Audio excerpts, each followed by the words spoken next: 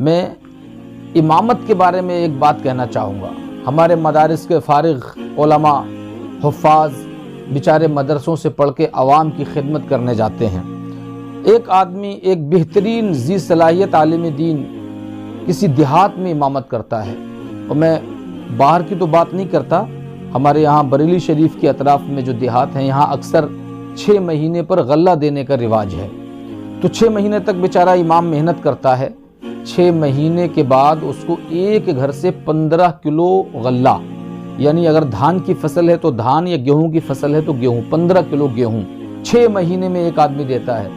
और उसके बाद इतने एहसान जताता है इमाम पर कि जैसे उसने कई बीघा ज़मीन इमाम के नाम कर दी हो।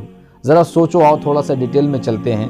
15 किलो गेहूं, चलिए हम मान लेते हैं 300 रुपए के, ये बहुत आला कीमत में लगाता हूँ, 300 रुपए के हो गए। 300 रुपए को ज़रा 6 महीनों में डिवाइड करिए।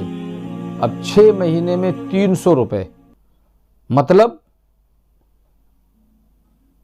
6 महीने में 300 रुपए यानी 50 रुपया महीना। 50 रुपया महीना का मतलब ये होता है कि 1.5 रुपया एक दिन। अल्लाह अल्लाह मेरे भाई, ज़रा गौर तो कर, तू एक इमाम को, अल्लाह के घर में नमाज पढ़ाने वाले को 1.5 रुपया एक दिन में दे रहा है। और अगर वो तेरे घर फातिहा पढ़ने ना जाए तो तू उससे नाराज़ हो जाता है। वो तेरे बच्चे के कान में अजान पढ़ने ना पहुँचे तो तू नाराज़ हो जाता है। मेरे भाई, इतना बड़ा एहसान 1.5 रुपया करके तू कर रहा है तो थोड़ा और भी एहसान कर।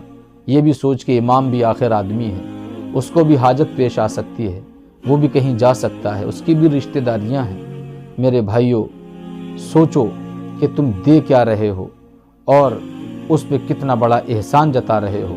कहीं ऐसा तो नहीं कि तुम इमाम की मजबूरियों का नाजायज़ फ़ायदा उठाते हो और क़यामत के दिन तुम्हारा हश्र जालिमों में ना हो जाए। कहीं ऐसा तो नहीं कि तुम जालिम बन रहे हो। मेरे भाइयों, अभी मैं ये देहात की इमामत की बात कर रहा हूँ। इंशाअल्लाह वक्त आएगा तो मैं थोड़ी सी रोशनी शहरों के इमामों के हालात पर भी डालूँगा।